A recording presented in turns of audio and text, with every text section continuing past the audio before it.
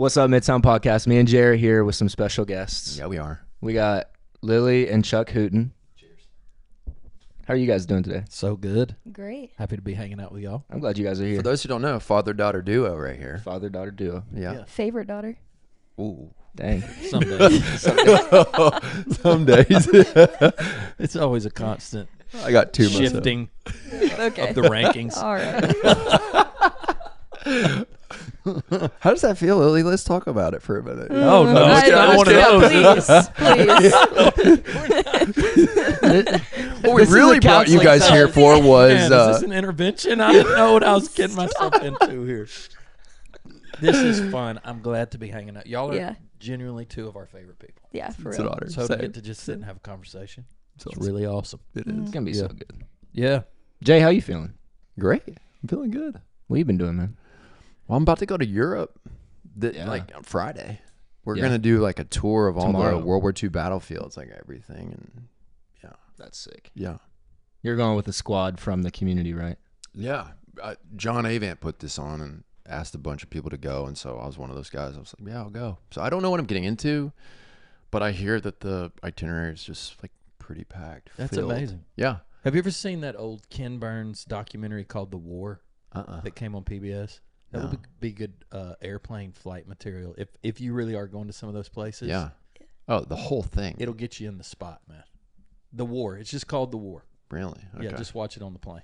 I've been watching some war movies lately. I'm just like, whoa. To prepare Yeah, so I can go. Like, like Saving Private Ryan, all yeah, those, like, yeah. just Just get really ready. the stuff. Yeah. Yeah. I've been It's watching okay. it. You're Yeah. prepared then. You don't have to watch the War. Yeah. You're He's ready. got it down. Yeah, you're ready. Yeah.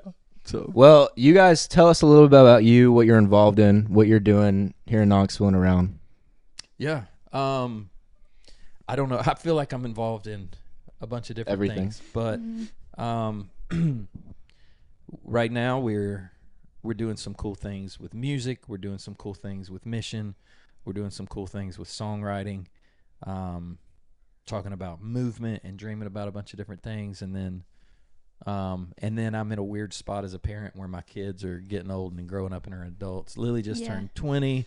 I have an 18-year-old that just graduated high school, so yeah, that's what we're doing right now. It's big shift. It's coming for you, man. It's I weird know, when you get bud. to Around this the point. corner. Yeah. I know. Well, from your perspective, kind of answer that same question. Yeah. I'm a full-time musician, missionary. Just love Jesus so much. Yeah. He radically encountered my life my junior year of high school and just fell in love with music. I grew up around it. Really special. So my life is kind of wild. I'm everywhere. How did y'all do that? Because you guys are just such a musical family. Were you intentional about instilling that and like making that a part of the culture? Or was it just kind of like what happens? I think it was kind of just what happened. I mean, I never came to the girls ever and said, you have to play music. But it was funny. We were at a prayer time last night and we were talking about culture. Somebody prayed in our prayer time. God, kind of like when you hang out with a culture and you pick up their accent and their fashion and their clothes, we want to pick up the culture of heaven. Like we want to pick up the accent of heaven, like just because we're there. And I've been actually thinking about that since last night, but I think that was maybe the deal at our house. Is just there were guitars everywhere, multiple pianos in the house. There were always, I don't think that I'm an incredible musician. I just think that I've always been able to hang out and be around people who are incredible musicians. And so they were always at our house. And so the girls just grew up, around folks that we could name names of just people that you've heard of that they just grew up getting to watch them do their craft. And I don't know, Lily could probably answer that better than me, but Yeah, I would say you guys have just been faithful to the Lord's calling. I wouldn't be here if my dad didn't force me to lead worship one day. Like, I never wanted to do this ever. My social anxiety was so bad in middle school. And the Lord just, did he like give you a word? I don't even know. Like, Yeah, he just pushed me. well, really like two parts of that story. One, Yeah. she started playing music, but Yeah. that was all on her own. So we Yeah. would hear her in her room, Yeah, my closet. 12 years, literally sit Yeah. in her closet, 12 years old. Yeah. We had this little small guitar that she could fit her hands around, and we would hear her in there writing songs. And then, Yeah. 13, 14, we heard her writing these little songs. And then there was this time around 15 where it kind of changed to where it was like, oh, that's really something, and could hear her voice. And so the music part she picked up on her own, but she had like this really bad social anxiety and anxiety in general, and we were working through it. But I was leading worship at camps and retreats and stuff like that, and she was just with me at one, and it was just a really clear thing, like, you're going to lead worship with us tonight. And from my point of view, it like just made a lot of sense, and I just knew that's what the Lord had on your life. From Made your no point sense of view, to me. Yeah, she had a meltdown. I did. Yeah, Really? tears, Meltdown. all of it. Yeah. Like, she was like, I'm not going to do it. And I don't know if this is good parenting or not, but I was just like, yeah, you're going to do it. Like, you have to. You are going to do it. Mm-hmm. And so she kind of pulled herself together, and it was amazing. She just had a gift to do it. Like, from that first time, it was just, even in all her fear and anxiety, she just had a gift to do it. Like, it was apparent from that moment. She's been doing it ever since. But Yeah, I have. Yeah. how was so that it's from just- your point of view, though? Yeah, I would say that it's a huge part of my testimony. I think that's just like God to throw us, into the deep end. I had a swim teacher. Her name was Miss Mildred. Shout out to Miss Mildred. But she would push the kids that couldn't swim into the deep end that didn't want to jump off the diving board. Push them in. Yeah. She'd like throw you off the diving board. Times have changed, but I like this. This is cool. That's how I you learned know? to swim. I just got thrown into 8-foot water. and Yeah. freaked out. Yep. Yeah, that's how I learned to swim, but it was kind of the same thing. Like, it's kind of like Jesus was calling me to walk on the water, and my dad pushed me in, and I just got to lock eyes with Jesus through that in my weakness. And I still I get anxious every time before I lead worship still to this day. It's kind of like the thorn in my side. Like, Yeah. it still kills me a little bit, but I'm really thankful that you still push me too. I feel like you're constantly pushing me. So Well, I have people who are constantly pushing me. Yeah. And I know you guys have guys that are constantly pushing y'all. You're somebody who pushes me. Yeah. So I just think it's important to have that in your life. Yeah. Like when we talk about discipleship or we think about family, we started this and Jay prayed before we started this, God, thank you for letting me sit with my family. And I think the beautiful thing about that is you can't see things about yourself. That's right. I mean, I know what Lily looks like more than I know what I look like because I never see me. Yeah. I very rarely see my own face. Yeah. I'm Yeah. shocked when I see it. I'm like, oh, Right. that guy's getting old. You know what I mean? But I don't know what I look Totally like. understand. word. But the people that are around me know what I look like. Yeah. And they can actually speak more clearly in lots of ways to a lot of things. And if you're open to that, God can really use your community and your family around you. Yeah. and push you That's into some good. really cool Yeah. things. I don't know what it is to where you're a dad. I speak from a dad point of view, but like you see and you believe for the person you love more than they yet see or believe for themselves, And so I think that's part of that dynamic where you were believing and seeing something in the future over them that they didn't quite believe, but you saw them stepping into it down the road. And I would say like it's really interesting. The thought is that like had that not happened, the countless people that have encountered the Lord by you stepping faithfully and writing songs and pressing through those like hard times, it's like ministering and blessing so many people. So like that hard time sometimes holds us back from ever really stepping in and going for it. Yeah. But like if you just keep pressing through, that doesn't mean that God isn't there. It's like he's right in the midst of it with you, but it's going to have far-reaching effect. If it's challenging, it's probably for a reason. There's an effort to hold you back from something really, really important. And so I just thank you for your faithfulness, because I mean, I've been in sessions where you've shared and sung and worship, and I'm like deeply encountering the Lord by your faithfulness. And so it's just been so fun to watch. And then I attribute that all the way back to your dad, who saw something you didn't yet see, and now it blesses me. So, like, thanks, Dad. Yeah, thanks, Dad. Thanks, for daughter. real. Like, all of y'all. Like, it's just like this family effect. It's so cool. That's the Father's heart, but that's the true loving Father's heart. Yes. Yeah. And that's our Father in heaven as well. I think it's a cool model. Yeah. You guys, I'm gonna butcher this, but is it Paul writing to Timothy?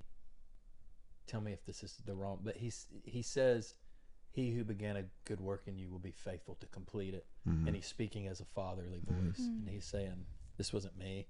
God started this in you, but I see it in you. Right. And God is the one that's going to be faithful to complete it in Right. you. So not even just the start, but the continuation. Like, Yeah. look what he's done. Look what he's going to continue to do. And so I think his fathers, and then even as spiritual fathers and leaders in ministry, what an honor it is for us to not collect things to ourselves, but identify giftedness in others and push them away. Yeah. Like, no, you have to. Right. You have to. Yeah. That's the privilege of being a dad. Right. I know. I hadn't figured that out. You know? I'm still figuring I it don't out. know, but I'm still figuring it out. yeah. But she, that kind of progressed in Lily to where she was a really good leader, and then this really cool giftedness began to come out as songwriting, which that's a completely different kind of gifting. Like I know a lot of musicians who are great singers or players, but that songwriting thing, you would think it would be so easy, but it's just not. It is an elusive thing. You know, there's 12 notes in a musical scale. But you're really only using 7 of them. And so you would think, oh, yeah, I got 7 notes to play with. That should be easy to find the melody. And it is one of the more elusive things on the planet, which is so weird. Like, how am I going to pick these 7 notes and put them together and put lyrics with it? But Lily just has this way to grab something that she's wrestling with, to put it in a really succinct, beautiful way, and then find a melody that goes with it. And she just had that gift, and so that's something she's been curating now for a while, and it's been fun to just watch her grow in that. Yeah, I think it's been a wild time. I just have such a heart for the broken. I love the Psalms. That's my favorite book of the Bible, but just reading David being honest with God, I just want people to know that it is so okay to be honest. Yeah. At the feet of Jesus, that like as your tears fall on his feet, his tears fall on your head, you know. Mm-hmm. As you weep with him, as you cry with him. Yeah, and the Lord has just pulled me out of things. I want him to pull other people out of things. Yeah. And I think music is a really cool way to reach people that through that, and to do it poetically too. That's cool. Yeah. There's somebody was telling me the other day, it was a really cool image. And I don't know anything about music theory at all, but they were talking about how there's like this build of, you know, like EDM or whatever song. There's like this build of this song, and then you hit this like resolve chord. Is it resolve or something? Yeah. Like Yeah. it's like the final where like the beat drops, and there's just like this boom moment. Yeah. And it's like all that we're talking about. There does come this like build moment. It's like heighten, and then you're like, oh, I see it. It's like boom, and like Yeah. then you have it. Then you build the song, and it like comes Yeah. to conclusion. But Yeah. there is like this element in all of our life where we feel like we're just building up into something, and then there's this like resolve moment. We're like, oh, that's what it was gonna be, you know, where you like Yeah. look forward to it, but it's also like, when's this gonna hit the height of something, you know? Yeah. Right. And there's Yeah. this resolve moment. I was thinking about just that moment where you had, it's like this resolve thing where it finally hits, and it's like the Yeah. beat drops, and like it was Yeah. never the same after that, you know, but it really was a build to get there. It's just a cool thought. And the build Yeah. was required for that to feel. Right. You can't stop. Right. Man, that's Yeah. so good. That is Makes so no good. sense. Yes. Wow. The context and music of the release is the tension that comes before. So Yes. the phrase is tension and release in music is the thing that makes you feel something, but there is no release without tension. And I think that's like, that's innate, man. Like that's some kind of like truth built into this thing. Yep. That there is something where when the beat finally hits, the resolve happens. Like it was a build to get there. But that's not just for like one person. It's for like all of us. Yes. Everybody. And then the honesty Yes, in that is yes. like, we're all traveling in that journey together. Yep. Well, that's really cool to acknowledge, admit, and then live in that together with just such grace that we're all in that same, Yes. we're about to hit resolve, you know, like whatever. There's going to be a resolve in this, but then it's going to build again. Yes. Yeah. It's like at some point, it's like, that's, we're all living that story. Yeah, So it's just beautiful. cool. Well, I was Wow. thinking, you said EDM, and even when you talk about different styles of music, you know, I'm thinking about like classical music purists would look over at EDM and say, you know, whatever, have things to say about it. They're doing the exact same thing. Yeah. Like, you know, the great composers are building a song the exact same way. The theory's all the that same. Skrillex Yeah. is building Yeah. a song. Right. Yeah. They're using different sounds, but they're using the same rubric. Right. They're using the same exact things to make you feel It's something powerful, man. within whatever cultural Right. context they're doing. Yeah, man, Right. it's really cool, actually. It's awesome. Wow. Yeah. I wanted to ask more about Lily. You mentioned kind of like going a different direction. You mentioned that you're full-time music. What does that look like in your life right now? Yeah, so right now I am playing a lot of shows, which is really fun. I'm getting opportunities to connect with people through playing music live. I love recording music. That's a lot of my life too, but there's just a part of a song that you can't capture on a recording. Like just that, like you have to be there kind of feeling. And I think when you get to play it live, like you just get to invite people into this, you know, I write all of my songs in the secret place. Like I feel like I'm getting to open a door to the secret place, doing it live. So I've been doing that a ton. I record a lot. I write like 2 songs every day. I'm like Way to go. cranking some stuff out, but it's all Jesus. Like people ask me a lot, like, what's your songwriting rubric? I don't have one. I just sit down and open the word, because I want everything that I write to be the word of God, and just sit and pray, and he just speaks things to me. So lots of writing, missions. I'm traveling with my dad a lot. We do little camps on the weekends. Over the weeks, we lead worship together. It's really special. So Yeah. it's a lot of stuff. I'm a hot mess a little bit right now, but it's fun. One thing we've talked about a lot over the last couple months, you mentioned something which was crazy because it's something similar that the Lord was speaking to me. I think it was a few months ago, but just what worship really means, how it's like this posture surrender, which I think you live in really well. I've seen you whether you're on stage singing or you're in a room just reading the word with people. I think you lead people a lot in that posture surrender.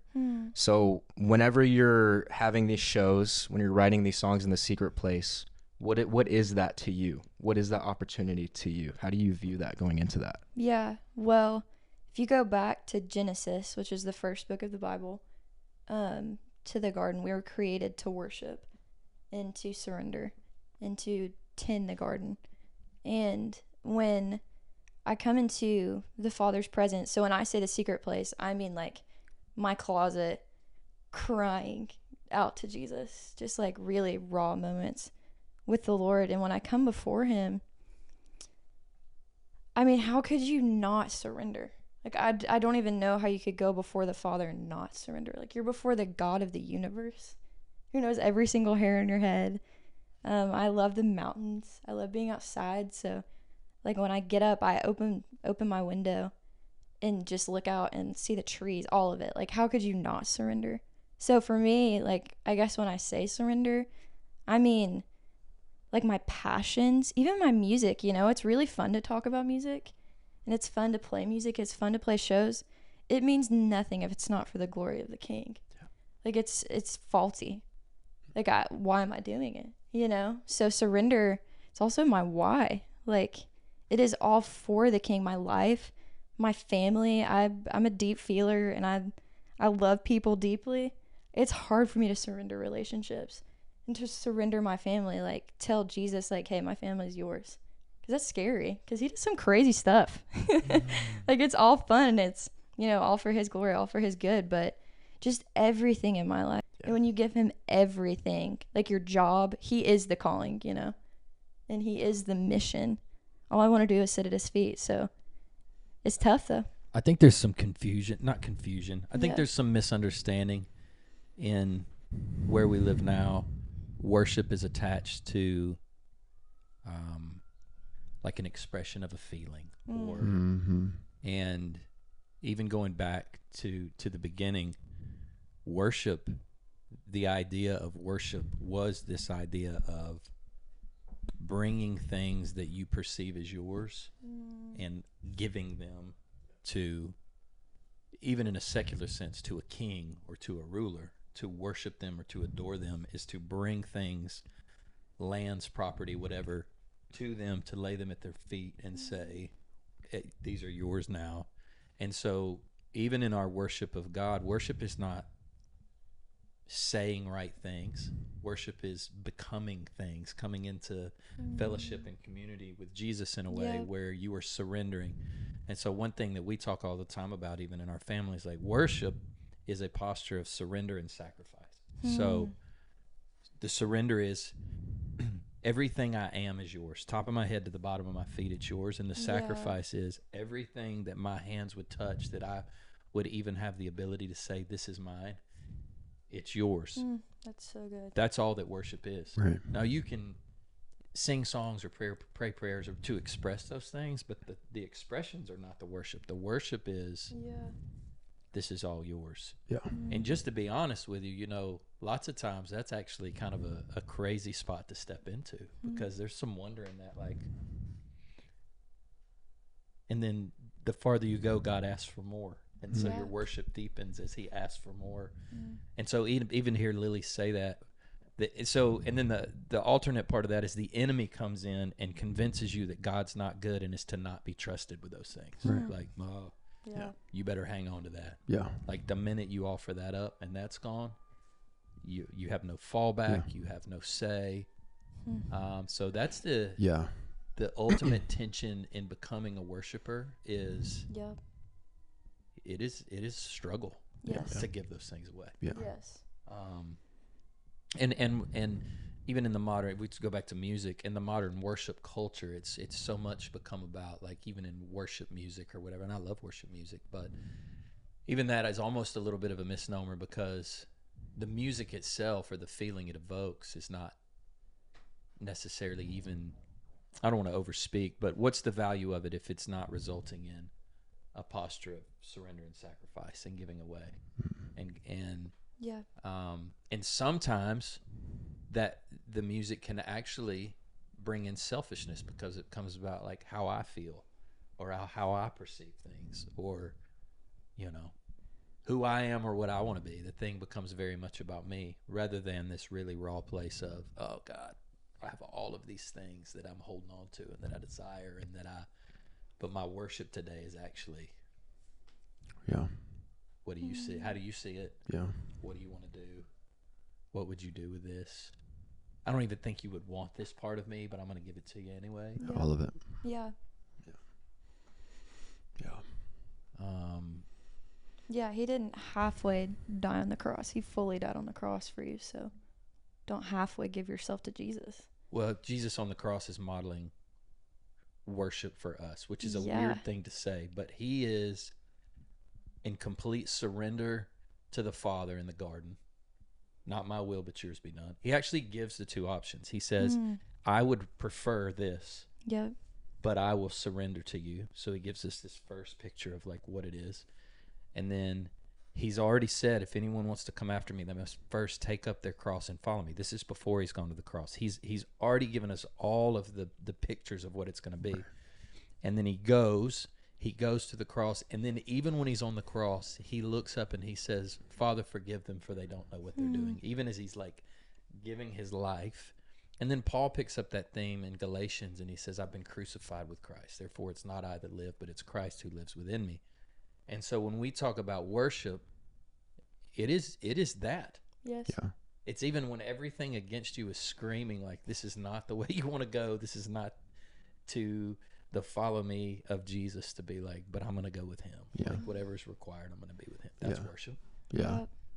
And surrender is this great exchange, you know? Like, I think the thing that keeps us from surrendering is we believe that what we hold in our hands is actually the good thing. Having control over the situation is actually what's good for me. In reality, like, the spirit of truth, like, cannot be thwarted. Like, it is set in the whole thing, this whole like matrix that we live in. Everything is set like that. There's like laws that are set in the spirit. So you want to go against them and make it a truth for you. The exchange is, you believe life will be found in what you don't surrender.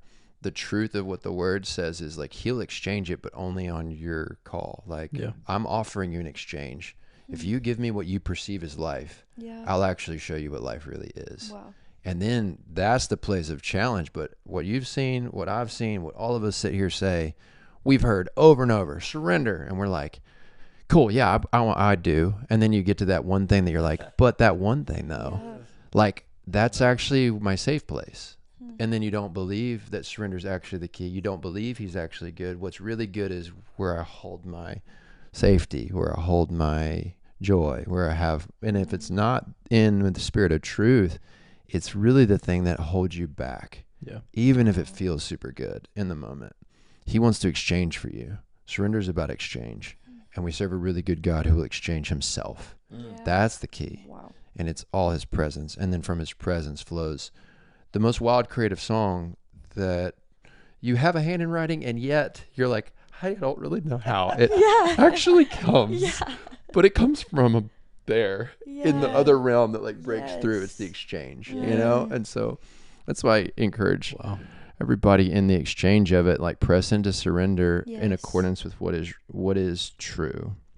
And what he said, I've found in that book is it's true. Like I found it's true. Yes. By experience, it's really true. Yeah. Yes. And when I surrender it up, the exchange I get is like, that's not what I expected, but it was better.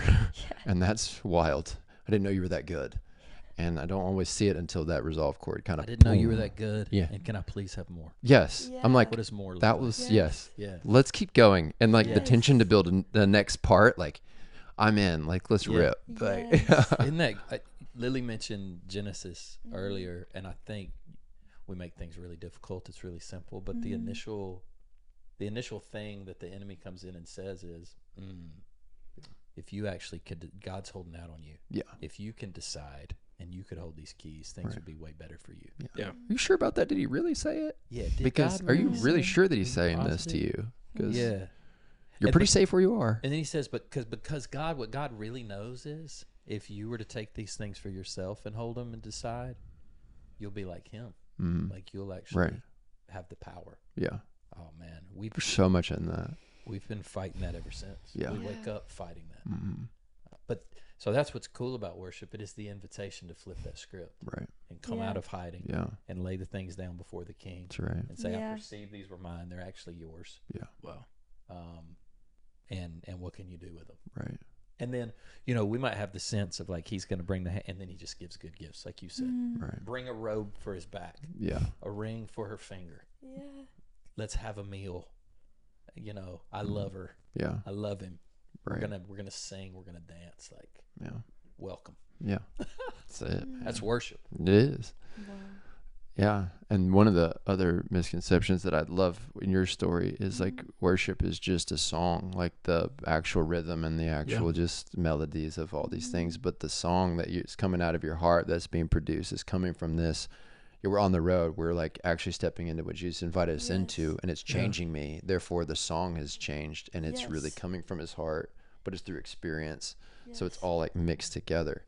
Worship is my life. Yes. And it's a life walking in what's actually true. It's a living out of those things. It's an Yes. all of what's actually true. Yes, and I would say music is such a tiny piece of what worship is. That's good. It's such a beautiful piece, and it's a piece that I love, but music is such a tiny piece of my worship. Yeah.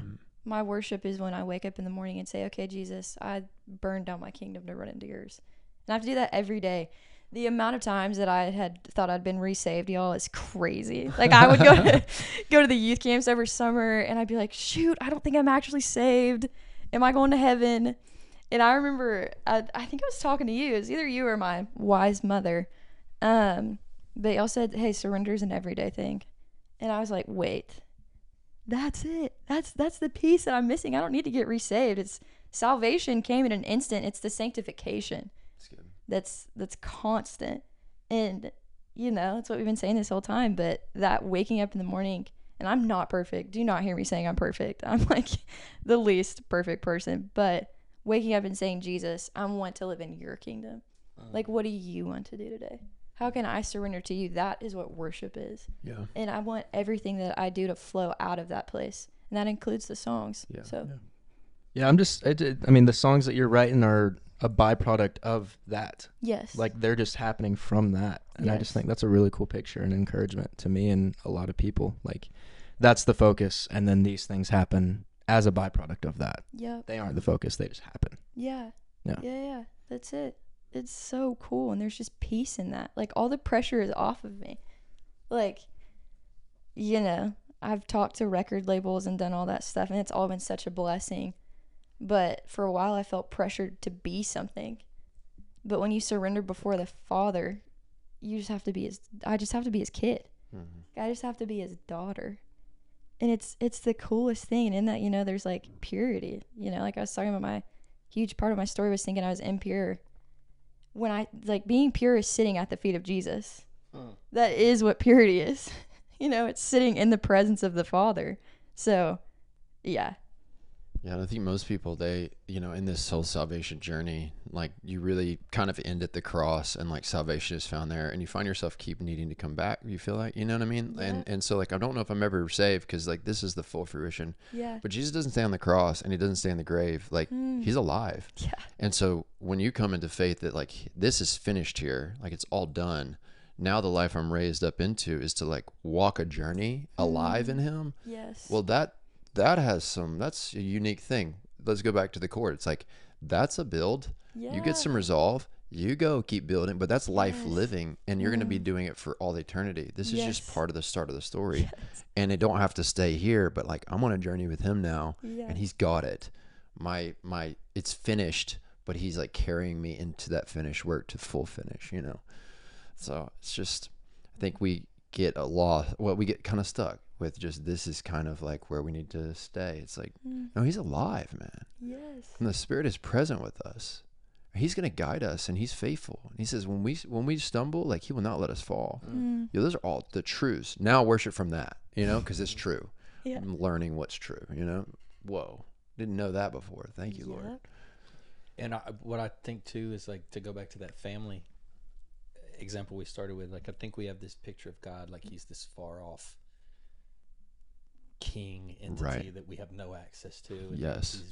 he's got people out there watching us to make sure we're worthy to be in his kingdom. But he uses the example of, well, Ephesians 1, like, he's adopted us as sons and daughters in his family. He's given us a place at his table. And I look at a daughter, like, you know, I have a 20-year-old all the way down to a 10-year-old. I had to talk to my 10-year-old last night because we were at a place and we were supposed to be having prayer and all this stuff, and she was over there making pig noises on the toy and like, in the middle of prayer, Yeah. and, like, just causing a whole situation, you know. And Yeah. and so when we were riding in the car on the way home, I was like, hey, what do you think I'm going to talk to you about right now? And she was like, I was being crazy when we were supposed to pray. Like, she knew, like, she had her head down, you know. And so I was like, you know, how are we supposed to act, like, when we're having important conversations? And she's 10. Yeah. Yeah. And so Right. she did stuff that, you know, a third grader's going to do. That's right. And so what the enemy could come in for us in those moments when we're acting like a third grader, what the enemy comes in and says, you're not a son or a daughter anymore. That he's going to throw you out of the family. Right. When all God is saying is, I'm going to affirm to you, I'm proud of you, I love you, I want good things for you. Right. I want you to grow in maturity and faith and in the kingdom. Yeah. And don't act like a third grader. Like, that's all that it is. Yeah. It's like, it's just this caring father who's like, hey, I'm going to grow you into maturity. And so those are the things that we feel like when we stumble or we fall, we're like, we throw the whole thing out. Like, Yes. I guess I'm not a son. Yeah. Yeah. I guess I'm not a daughter. And so the voice of the enemy will always speak against the things that the voice of the Father is speaking. Yes. The voice of the enemy will also always speak shame and exclusion and loss of promise. And you've done this. And the voice of the Father will always speak, you're still a son. You're still a daughter. It really doesn't have much to do with you. It has everything to do with me. I want more for you. Yeah. Walk in obedience. Right. That's what we ask for our Right. kids. Yeah. And so we're not saying, like, obey me because I'm dad. We're saying, I need your obedience because I see things you don't see. Yeah. I know Yep. things you don't know. Yeah. I know where you want to go, and I actually want more than you right now Right. to get there, and I'm Right. going to help you. Such an imagery of the realities in the Spirit. Like, that's the Christian family is meant to model that. Like, that's really the heart of God. So good, man. Yeah. Learned that what my dad said back then I despised. Yeah. And I think now, being, I mean, you know, late 30s, like, no, he was right. Like, look back now and I'm like, Dad, thanks, man, because I would have done some really different things, and it would have been really, really bad, but I would have felt like it was really, really good In the moment. bud. But I would be in a ditch right now, like a ditch, like, for sure. Yeah. And if an imperfect father with imperfect language and imperfect way Yeah. does that for us, Oh gosh, how much man, more? God's up here, like, for us, Wow. man. Yeah. Yeah. He wants it for us, and he invites us into these spots of worship to where we can see him truly as he is, so we can get in a posture like, oh, Yep. I think you do know, Yeah. and I'm going to trust you, which is, it's amazing. Yeah. We know. We said we've been in rooms together before Yeah. where we've felt the Spirit of God sit down, and it brings moments of just brokenness in a great way, in a beautiful way. We're like, oh, yeah. Yep. You need to have all of this. Yeah. Please take all of this. So practical, like I want to go to something practical for everybody listening. So you got parents listening, you've got people who don't have parents. What does it look like to help first? There's two things. What does it look like practically to help a friend or somebody in my life step into worship in accordance with what's really true? What's going to be freedom for them? And then from a parent perspective, what does it look like practically to help my child step into greater worship, whatever stage of life they're at? Would y'all speak to that just practically? Like, Yeah. how do I help somebody in my life step into what you're talking about, worship? Yeah. I think you're just so honest about your story and about what Jesus has brought you through. You know, one of my favorite quotes is, preach the gospel and if necessary, use words. Like, live out surrender. Live out worship. Don't be preaching stuff to somebody that you love that you don't even practice, that you don't live out. I remember my sister Ava, we were having her graduation party, and we were sitting in the backyard, like, eating cupcakes or something, and some girl walked down that I went to high school with that I hadn't seen in a while, and she sat down. She was like, Lily, what's life like been for you? And I just, like, gave her the whole spill about what Jesus had brought me out of and addiction and all this stuff. And she just, like, started weeping in my backyard. And she was like, Lily, I have been hiding this same thing for 2 years now. And I literally was driving here and I was like, God doesn't care about me. I'm disgusting. I don't know what I'm going to do. And then I sat down in your backyard. Wow. And Jesus was like, hey, I love you. I want to make you clean.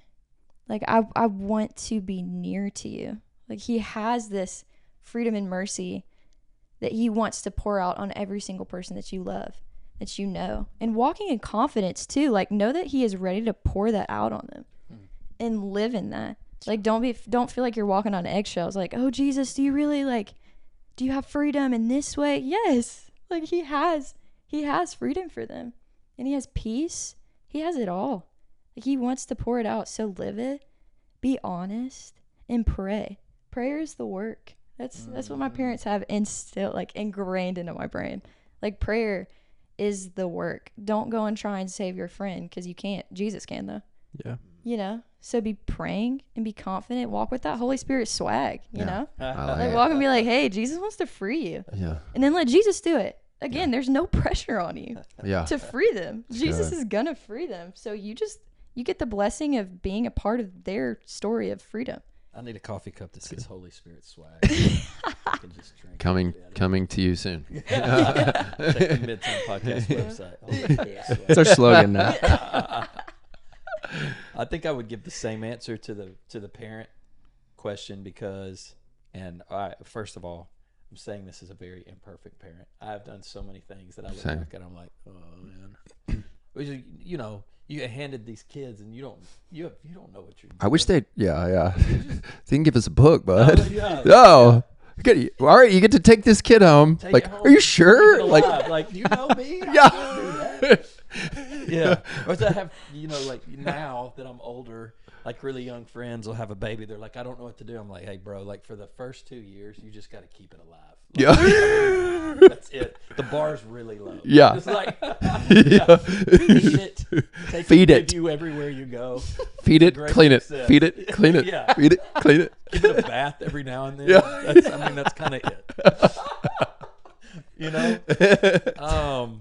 Yeah, so but like for your kids, if you want your kids to be worshipers, I would just agree with everything Lily just said.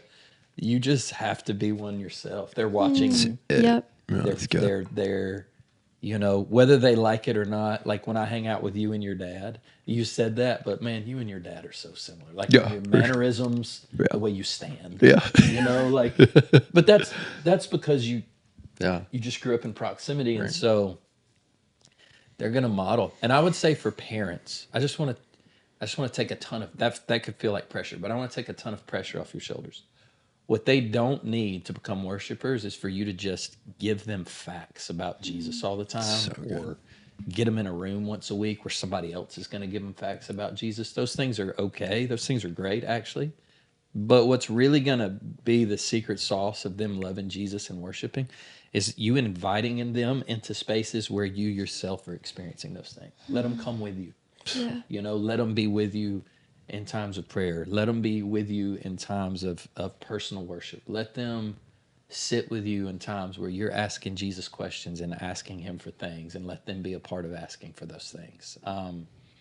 Just create really special moments where as a family you can see God move and work in a really special way. And then y'all will get to experience that together. And then you'll have better questions to talk about too, I think the deeper we go into Jesus, we just get better questions. I was talking that with a young adult last night. She had some questions about some different things, and I was just like, hey, I love these questions, but this is what I'm going to tell you. God's going to answer these questions, but as you progress in faith, you're going to get some way better questions. Like, he is going to be bigger. Yeah. So invite your children into places where they can just be a part of what you're a part of. And if you're not a part of it, the invitation is just fall in love with Jesus, like in a really meaningful way. And so I'm 47 now. I have 4 children. My oldest is 20. I'm at a time of life where a lot of my peers and a lot of things in culture, culture has screamed at us, even through the generation we've grown up in, is success looks like X, Y, and Z. And the things that you should want for your kids are this kind of education, this kind of opportunity. Those things aren't necessarily wrong, but those are not the things that God talks about himself of the things he wants for his kids, which is interesting. Right. He talks about deep love and deep passion, deep creativity, deep opportunity to impact lostness.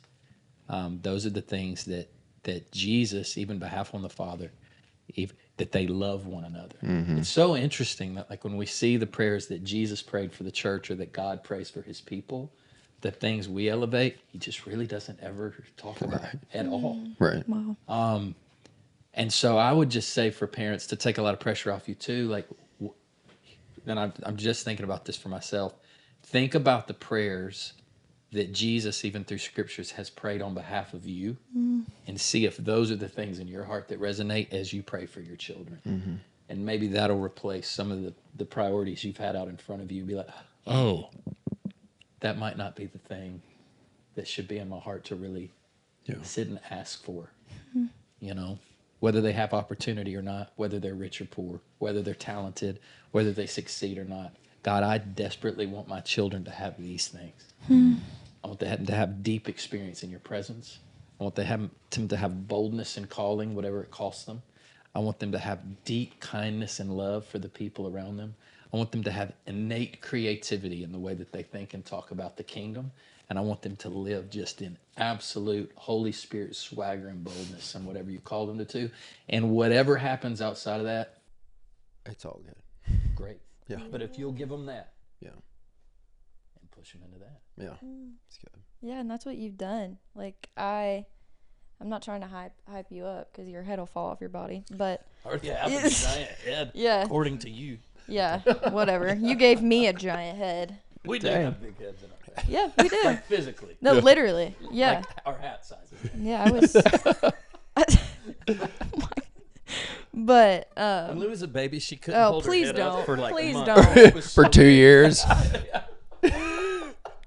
Put you in a neck brace. Literally. I have pictures with other babies around me, and I look like a freak. We had to get her tested for stuff. It's still big. You've kind of grown into it, but thanks. Wow, I appreciate that. This is humbling. Well, I was trying to be nice, and I'm still gonna be nice. Roast. But Welcome to our roast. Yeah. Hey, I would. Anyways, you what you have modeled to me is surrender, and I have learned that, you're talking about successful kids. Success is surrender to the King. Yeah, that's what you taught me. Even in my career now, like with music, like I had a bit where I was like, I want to tour with X group and have this record deal and live in a mansion because musicians make so much money. But I just remember I was sitting with my mom and she was like, Lily, I think success is surrender to the king. And I was like, bruh, that's it. That is success. And that's what y'all have modeled for me. So even now, like in my life, just watching my parents surrender, like in my career with my music, it's successful if it's for the king and if it's for his glory, you know. Success is washing other people's feet and surrender and serving. I just want to celebrate you. You're an awesome dad. Like he's not just saying this stuff, you know. I think some people hop on a podcast and just say all the right words, but then, you know, you look at him and you're like, oh. But he's legit. He's actually really cool, kind of. He's old, but that's why he's so wise. That's what it is. I love you. I love you too. I'm thankful for what God is doing in your life. I'm excited to see where it all goes. As we've said like 1,000 times before, whatever you do in your life, just don't be boring, you know, like take big risks for the kingdom. You know, let him use you just in a powerful way. And it won't look, I mean, if you drew it up as a 5-year plan right now, like we can attest, like it's not going to look like that anyway. So just give us this day our daily bread. Enjoy. Yeah. And we'll worry about tomorrow. But today we're going to let it rip. Yeah. And we're going to see where his feet take our feet. That's it, man. And we're going to be good with it. Yeah. Speaking of not boring things, Lily, do you have any cool things happening soon that you want to invite people to? Ooh, I do. Yes. I have a show August. Manager Dad. 29th. Yeah, the 29th. Yeah, I have a show August 29th. It's in Chattanooga. It's at the Woodshop Theater. Woodshop Listening Room. Yep. And I'm playing with a gorgeous man named Gabe Baker. Yeah, he literally is. He is beautiful. Like, he's a beautiful Gabe. He's beautiful. Shout out to you. You make this all a noise. Gosh, yes. And he's really talented too. And He like, is. super talented. American Ninja Warrior, actor, Division Musician. I college football musician. player. He literally has done He it plays all. cello for King and Country. Gracious. What in the world? We have to post this one clip and invite him. Yes, Gabe. please. Y'all just come look at Gabe. That's how. Come pretty look he at is. Gabe. Just come watch Gabe. You can listen to Lily. He's Look gonna at hate Gabe. this so much. Sorry, Gabe. Okay, so you got the show in Chattanooga. Show in Chattanooga. I also have a song coming out August 16th. Yeah. I Had a Dream. It's about Muslims in Africa coming to Jesus Through dreams. through dreams. Yep. Amazing. Super hyped for it to come out. The song's beautiful. Oh. And Will Reagan here in town in Knoxville helped produce the song. And the song literally sounds like the way that they produced it sounds dreamlike. It's really, really cool. Like the way that it comes out. So excited for that song. Yeah. Amazing. And That's the Chuck, house. you got a book. I brought you guys a present. I wrote a book about worship. Awesome. I knew We gonna didn't talk know about Chuck worship. wrote a book until today when he I'm walked through my front terrible door. at, like, I don't promote. The Worship so. Problem. It's on Amazon Yeah. and it's at Lifeway. It's the book, just to let you know, it's honestly about some of the stuff we talked about today, but it's a walk through the Old Testament, like kind of a creative writing style of how the entire story of the Old Testament is actually about worship. God's invitation to surrender and sacrifice and Israel's unwillingness to do so, and how he constantly sets up new metaphors and new ways that they can do it, and they just won't. And then it moves to Jesus, who's the ultimate one on Israel's behalf, who does the things they could never do Amazing. through the lens of worship. So now you don't even have to read the book. That's what it's about. Yeah. Go get you a copy. Do it. What a nerd. Nerd. Buy Chuck's book. Come to Lily's show. Look at Please. Gabe. Yeah, for real. You're missing out if you don't come look at Gabe. Y'all, thank you for this conversation. Yeah. It blessed me. This was sweet. This blessed me a lot. Thank you. Yeah. Guys. Yeah. Good times. You got anything? You No, good? it's great. Cool. Well, see y'all next week. Jay's leaving, so he won't be here next episode. I'll miss y'all. Again. I'm sorry. I'm going to miss you. Sorry. I'll miss y'all. Have fun in Europe, brother. Thanks, man. Thank you. Love. See you guys.